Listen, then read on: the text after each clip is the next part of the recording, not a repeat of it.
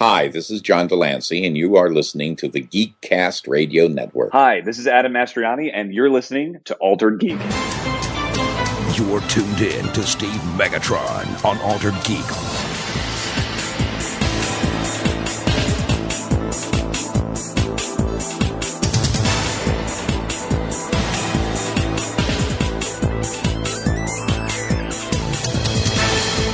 Hello and welcome to Altered Geek. I'm your host, Steve Megatron. In this week's adventure, I am joined by TFG1Mike.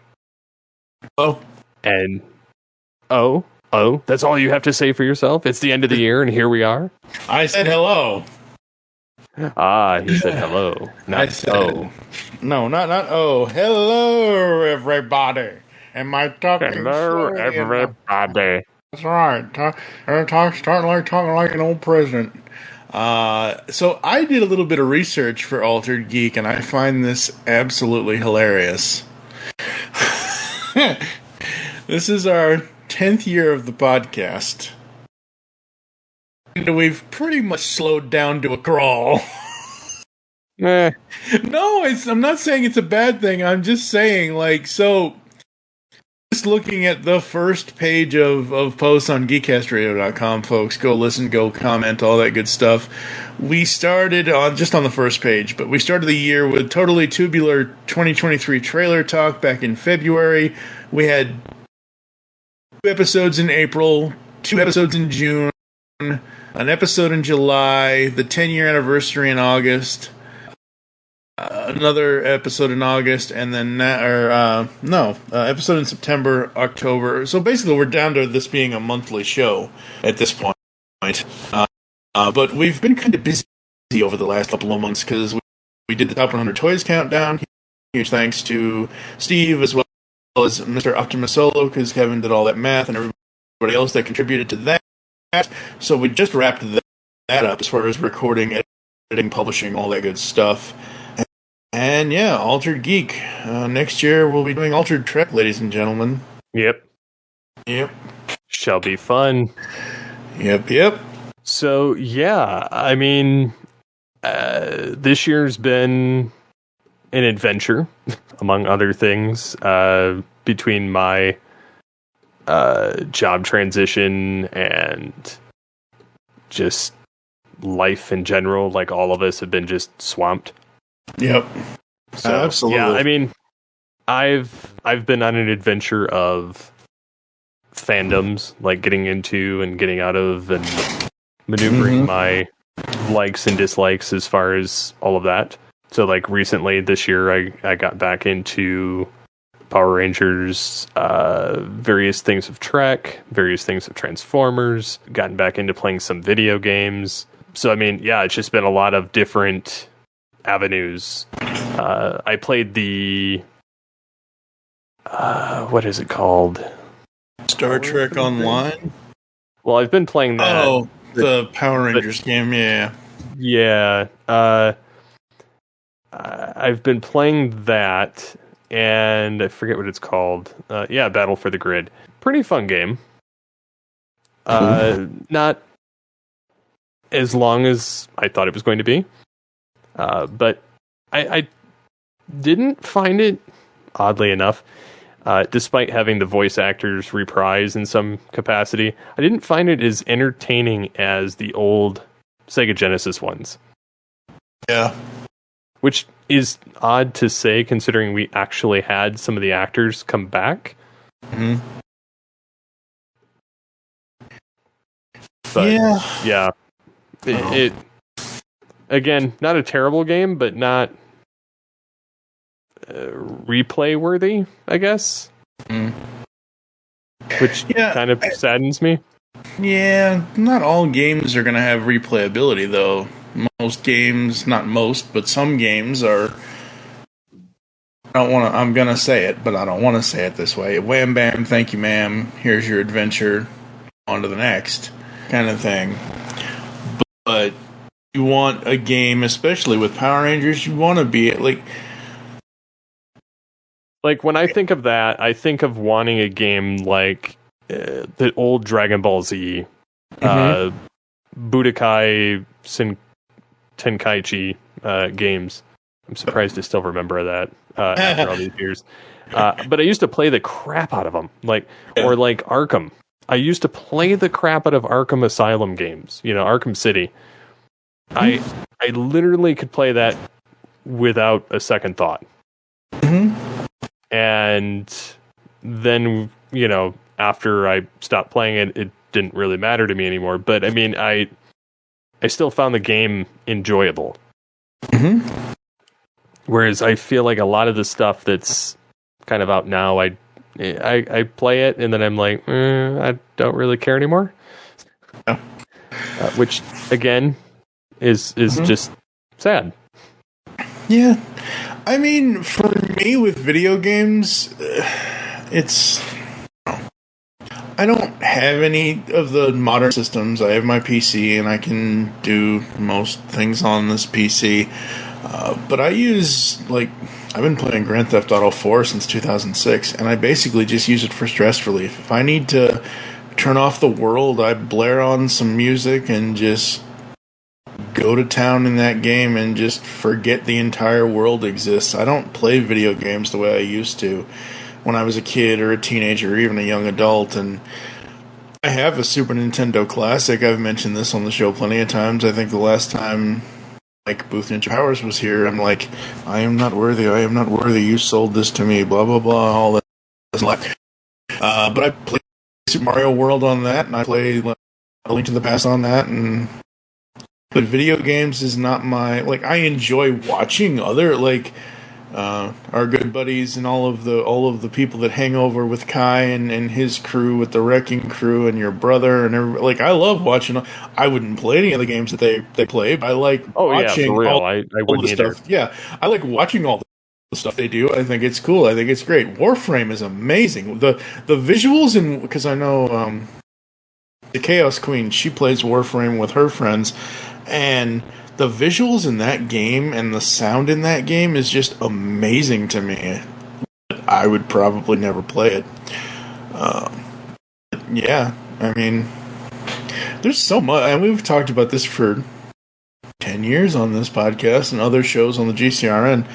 There's so much stuff there's so much choice between video games and cartoons and comics and toy collecting and various franchises that we love. There's so much choice that just because we've fallen off of one doesn't mean we're not still interested in some of the other things.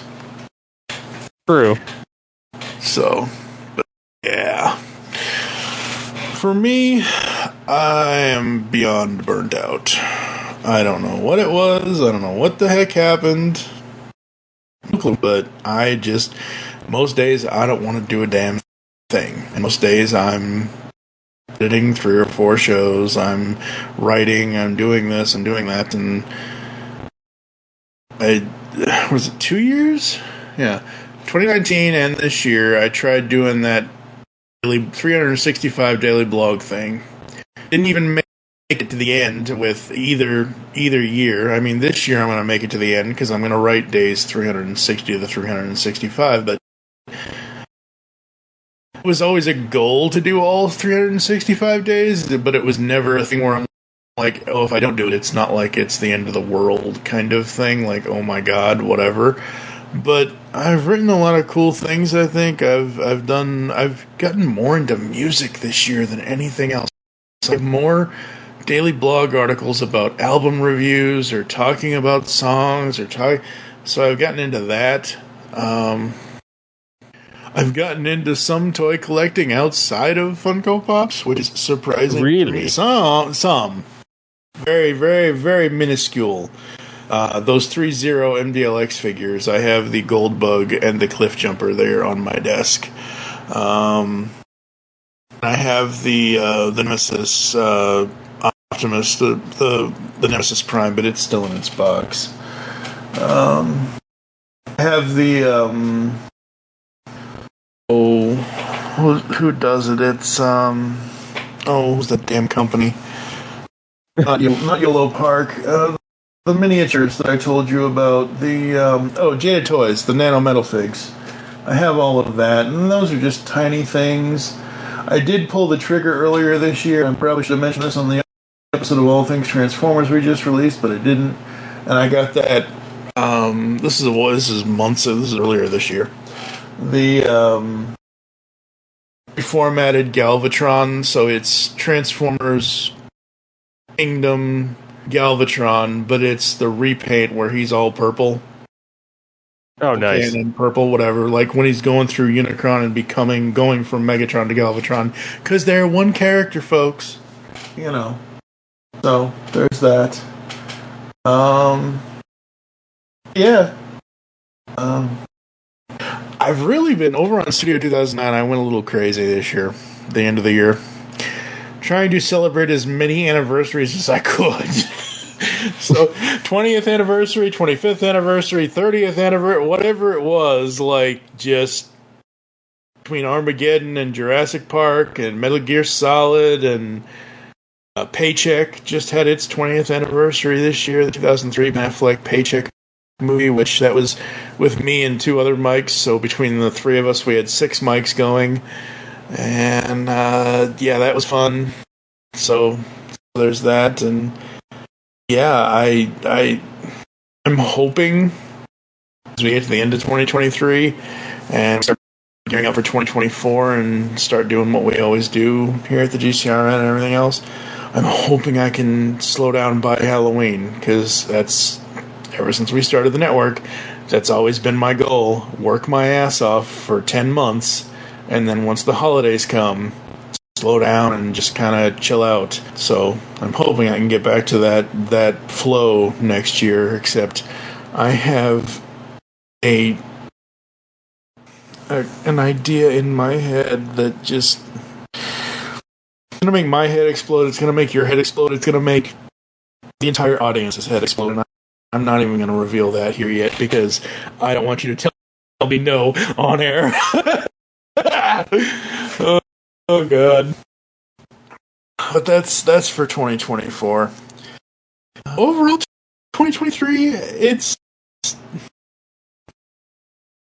been a better year than I thought it was. I can see that. I mean, my situation changed. I ended up with a better job. Good. Working with nicer work situation, better home life. That's good. Situation. So, in that front, things worked out. As far as like a lot of the podcasting I wanted to do, kind of had to go on the back burner for a time. I'm hoping next year to ramp it back up. And then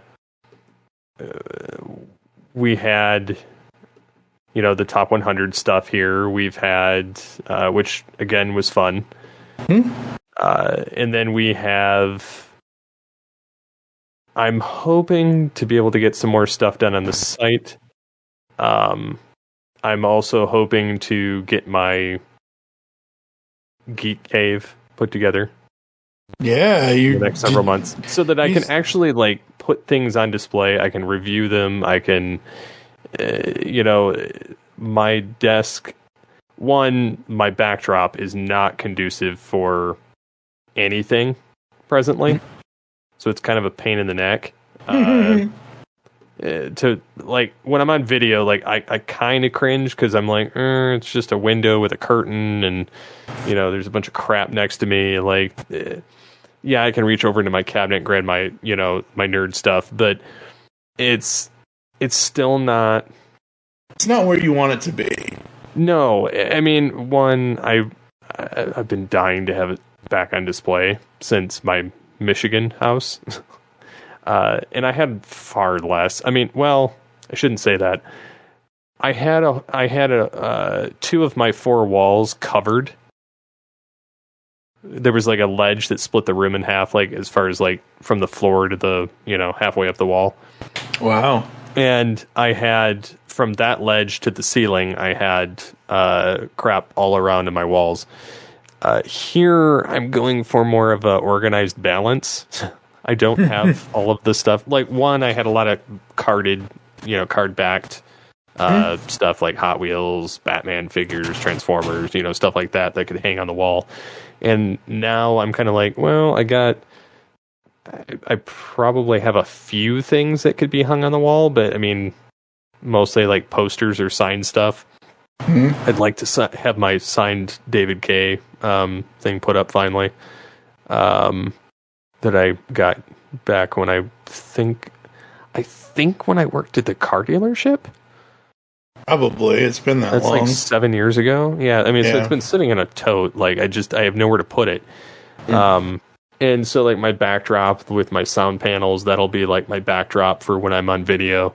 Because I'm going to move around my entire office. I've already got, like, a part of it started. But I got my cabinet today that I got to build. But I also got to move my desk in order to build it. And moving the desk means I have to take literally everything out. Mm-hmm. And disassemble my computer, and it comes apart, like the desk comes apart in a couple of chunks. So I'm not excited for the prospect of doing this, because that means I got to move a bunch of stuff, and it's going to be like, I'm going to be down for about a week. But once I get it all set up how I want it, it should be much, much nicer. Awesome. Very cool. Yeah. So I'm looking forward to it. It's going to be nice. I'll have glass case for my collection, so it'll be cool. But yeah, I'm looking forward to what next year brings with not only the site, the podcast, the geekdom. Hoping to there's things I'm looking forward to as far as media, specifically Beverly Hills Cop 4. Mike is like salivating for that now that, and dude. I was like, I told you, dude. I'm like, I told you, like Eddie Murphy is not gonna do this. I know. So he told me that it's not gonna look. We have been talking about Beverly Hills Cop 4 since 2009. Yep. Because there have been rumors since 2006, and I didn't want it. I didn't want it then, up until I saw the trailer. I didn't want it now, kind of thing, because, look, say what you will about the third film. It is what it is. But like you were saying, unless Eddie Murphy absolutely wants to do it, and unless they can get as many of the original cast members back and have a great story, then I don't know. And then they released the trailer, and as of this recording, I've watched that trailer over 500 times. I'm not kidding. I sit here and it gets to the end, and I just go right back to the beginning. I almost admire you. Still on these streets, running and gunning. I'm just amazed. Doesn't get to you.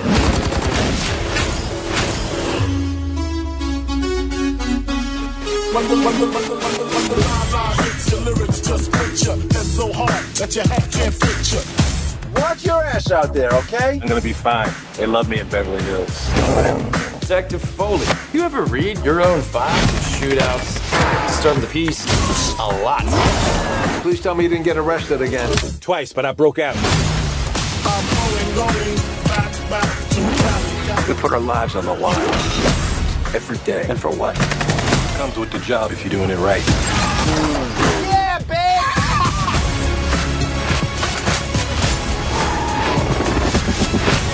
Axel. So how many people have you pissed off so far? I haven't pissed off anybody. Yeah, 50-50. 50-50. Is it that high? So far. Yeah. Wow.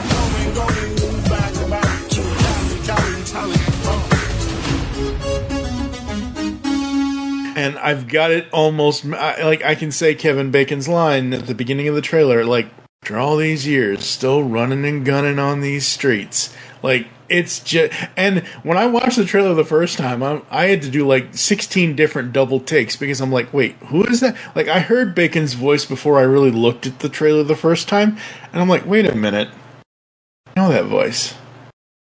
Wait a minute, and then I looked at it, and I'm like, holy shit, Kevin Bacon's in this movie? And then the point in the trailer, and the trailer will be linked in the show notes, folks, on geekcastradio.com. The point in the trailer where Axel says, "Yeah, they love me out there in Beverly Hills." I didn't realize that was friggin' Jeffrey. So Jeffrey's in the trailer twice. Paul Reiser's character. I did not realize the guy in the car was friggin' Jeffrey Freeman.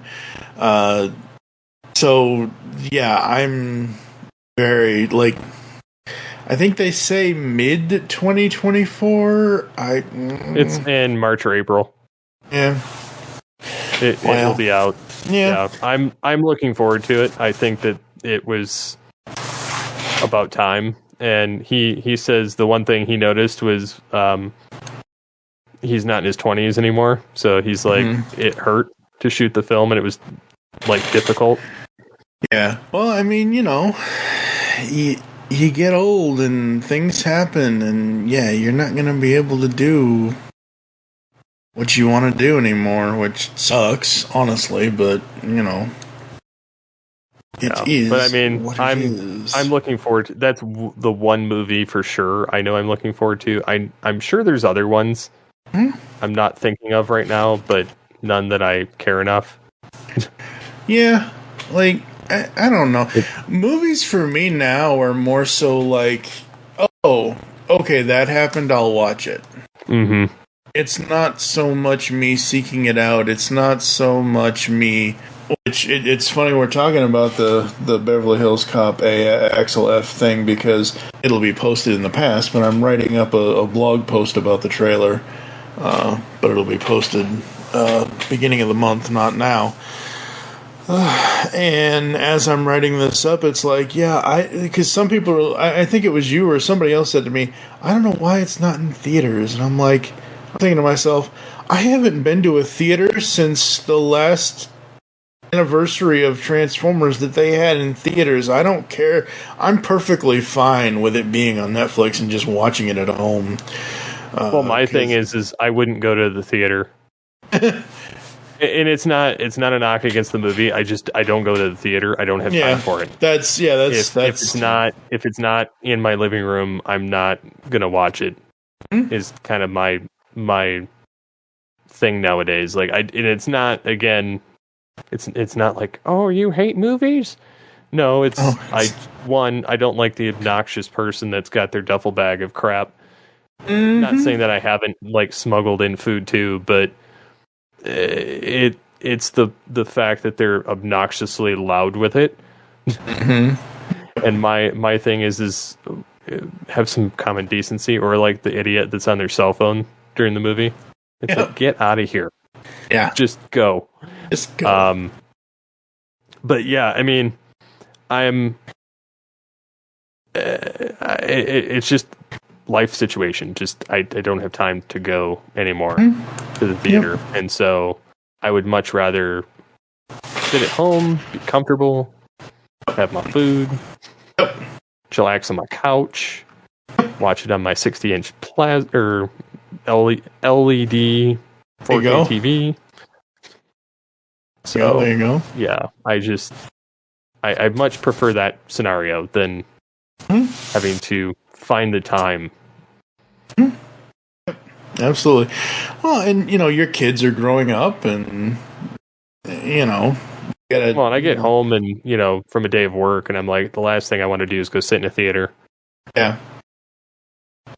That's why usually most people go on the weekends, but you guys do all kinds of family stuff on the weekends, so movie theaters are not really y'all's bag, which is fine. That's great, But yeah, so I mean that's some of it. I'm waiting for the new Masters of the Universe continuation just to see how bad it gets. No knock against it, just I mean the first two I wasn't super impressed with, so we shall see how that turns out.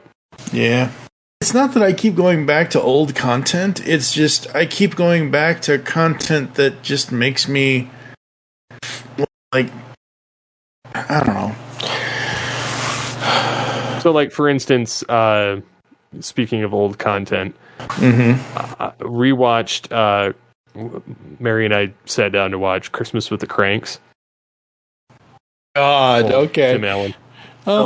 Anyways, So we sat down to watch this, and we got about, I don't know, like 15 minutes in. We were like, the kids would probably find this very entertaining. So we waited. And we watched it with them Christmas night. I've never heard the kids cackle that much. Because it's just like they were laughing at the absurdity and stupidity of the film. Yeah.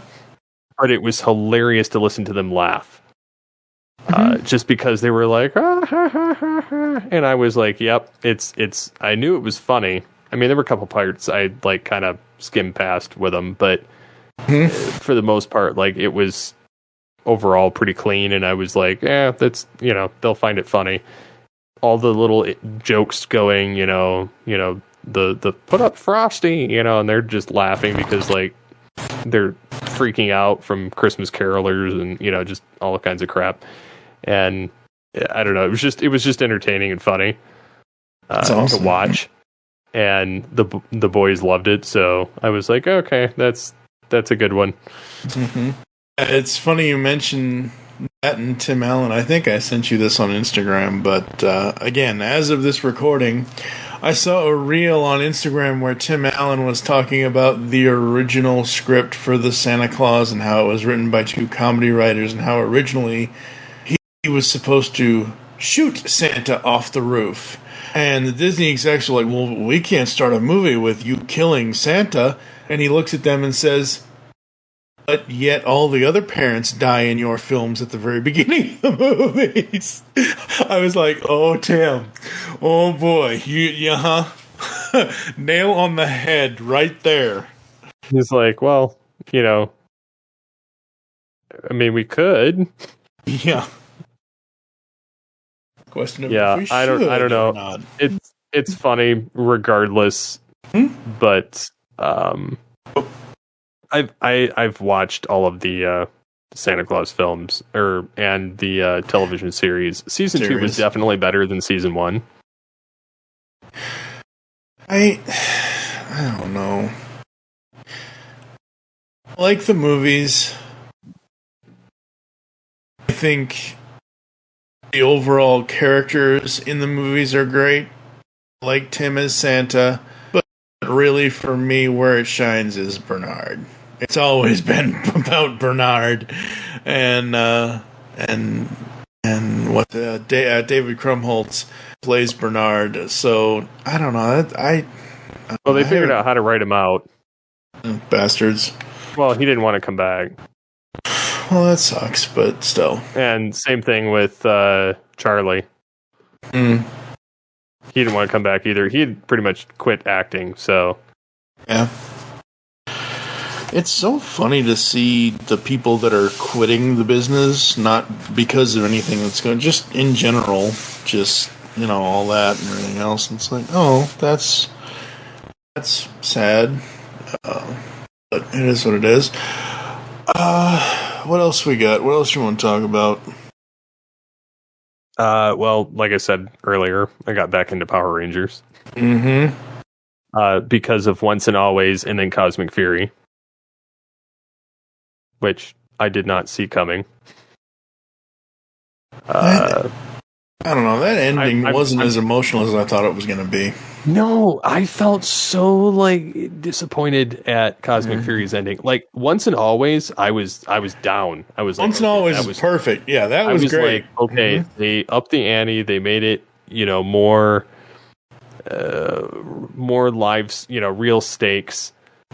They really did it. And then Cosmic Fury. Yeah. And it's not a knock against the cast because they did the best with what they had, and it was probably the best acted season almost for a decade.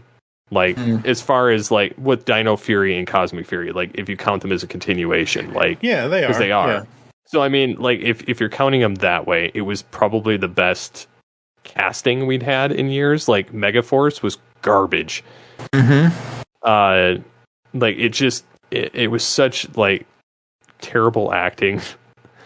And it could have just been bad scripting. I'm not blaming the actors. a lot of this stuff kind of boils down to, oh, we only have so much time to fit it in there, so do what you can. See, that's okay. So that's what. So I know that Saban it's Hasbro now. I know Hasbro is going to continue to do the Power Rangers stuff, and they're whatever. rebooting it from scratch, which is why they gave themselves the buffer of doing. They did Beast Morphers, they did Dino Fury season 1 and 2, and then they've done Cosmic Fury and the Once and Always. And Once and Always takes place before Cosmic Fury, but in between Dino Fury and that. And so they wanted to end the culmination of 30 years and want to reboot it not using the Super Sentai material. Right, they want to use original They want stuff. to create it from scratch, which the 2017 Saban film was trash. Yeah. Say what you will, like, it was. It had the potential, but then they kind of neutered it. Like, I don't even know what they did with it. It wasn't very good, though. Yeah. So, yeah, I'm kind of worried. Yeah. Of what they're going to do with it on Netflix, because they're going to go for a grittier, scenario, which doesn't always mean good. Yep. But I think that's part of what made Power Rangers good, was the hokiness and the seriousness mixed together. Yeah. Created this nice dynamic that it wasn't too heavy and it wasn't too light, but it was just right. Yeah. Well, you go back and you watch any of our favorite episodes from, let's just say, Mighty Morphin, like The Mutiny or White Light or Green with Evil or Green No More or The Green Candle or whatever. And those are all very well-written episodes and very well-acted stories and everything else. And then you have stuff like Food Fight or Pudgy Pig or this or that or whatever. Like you said, it's a mix of both. And I was about to say I wish that they would adapt the comics, just do mini-movies like what they did with Once and Always, but because Jason isn't here anymore... Well, and there's no reason they couldn't recast everybody and start over. True. Using the comics as a template. Yeah, I could see that. I'm not that much of a stickler of, it didn't have the original cast, I hate it because of that. No, the 2017 film was just, graphically it was bad. It was just, there wasn't a lot good going for it. And I feel like that's what bombed it. It wasn't necessarily the acting, because they had good actors in it. I just felt like they kind of destroyed the essence of the characters in the process. And the sad thing is, I know I watched that movie. I don't remember that movie other than seeing the suits. You want to know what the best part is? Sure. You're going to laugh. The cafe scene where they meet Kimberly and Tommy from MMPR. Uh-huh. That's it. That's... Like, the rest of it, I felt like was a throwaway. Like, I just didn't care. Like, I know that was like the crap scene that was just kind of a throwaway, like, nod to the fans, but yeah, that was the only thing worth me watching the film for. Which is sad. Like, I know I'm going to get hate for it, and I really don't care, because I loathe that film. Yeah, it's not something I want to go back and revisit. Like, normally we would, either you would say something or I would say something, and then like 3 weeks later, people would hear us do a podcast about whatever we said 3 weeks ago. I have zero interest in going back and watching the 2017 film. I'm going to go back and watch it. I just, I kind of want to see where it. I kind of want to see where it takes me. And where my Power Rangers thing is now is Funko released versions of the original characters with them holding their weapons. So Red Ranger has the Power Sword, Blue Ranger has the Power Lance, and all this and all that, and Power Axe and bow and daggers and whatever else, and the Tommy Green Ranger has the Dragon Dagger.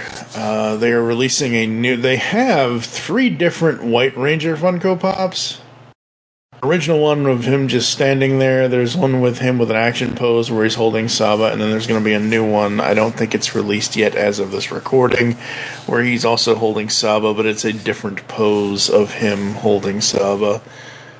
So there's that.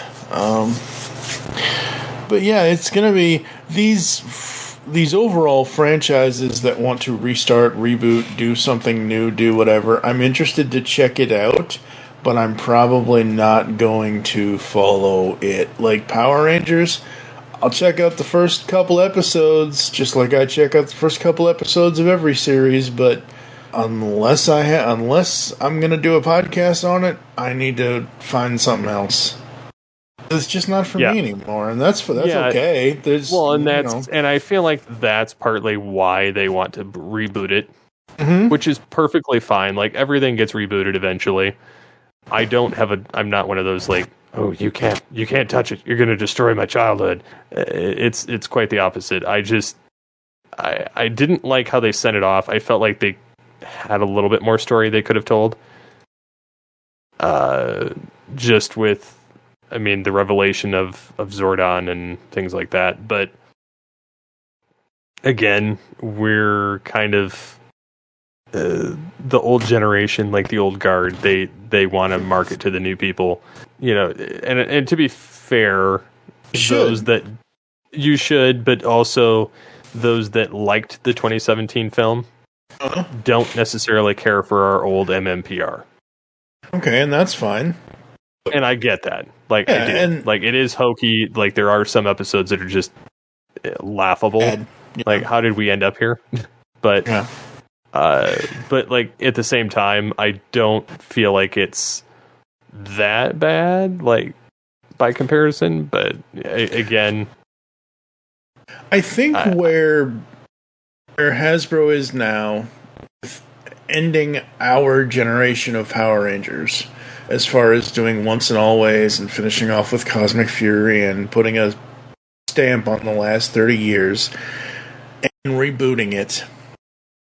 The show is to get those 13, 14, 15-year-olds that we were 30 years ago, or at least I was 30 years ago, into a new thing. And then you have Boom Studios with whatever they're doing with their I've always felt, ever since Boom got the comic license for Power Rangers and they've done their stories that they've done, I've felt the comics were more in line with what I want out of Power Rangers than the shows have been.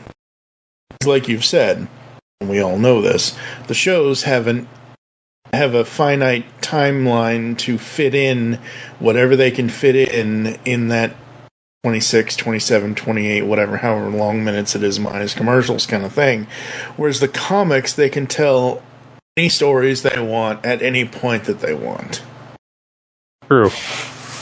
And next year, folks, the Pullbag will be getting back into Power Rangers comics from Boom Studios. We will be continuing on with that at some point. I just have to figure out all the trades and figure out the schedule for the podcast. Woo woo. Mm-hmm. Yup. What's sad is now I'm interested.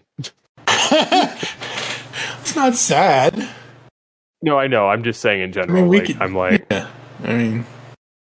I'm like, I used to not care. Now I'm like, woo. Mm-hmm. I'm like the lore. Mm-hmm. Well, it just means you can go back and listen to Jesse and I and all the episodes we've done up until whenever it was that we stopped to catch up. And yeah. So, Power Rangers, woohoo! Mm-hmm. So I think that's about all we got. I mean, I'm looking forward to next year. I'm looking forward to some new adventures. Hopefully we get some new interviews. Yep. I think we'll be planning another Top 100 at some point, but I don't know how soon. 2 years, 2025. We'll likely still be planning one. Oh yeah, we'll still be planning it, but it ain't gonna happen. I need a... You're like, I need a breather. Huh? This thing you want to do is make this podcast machine rust. Cosmically, don't you know? Can explode! Mm-hmm. So, let us know what you guys would like us to discuss on the next episode. Again, we have plans of things to come, but we're winding down this year. Didn't want to focus on anything negative of, celebrity pass away stuff, because it kind of sucks, and we wanted to end up on a high note with just things we've enjoyed this year and things that we've kind of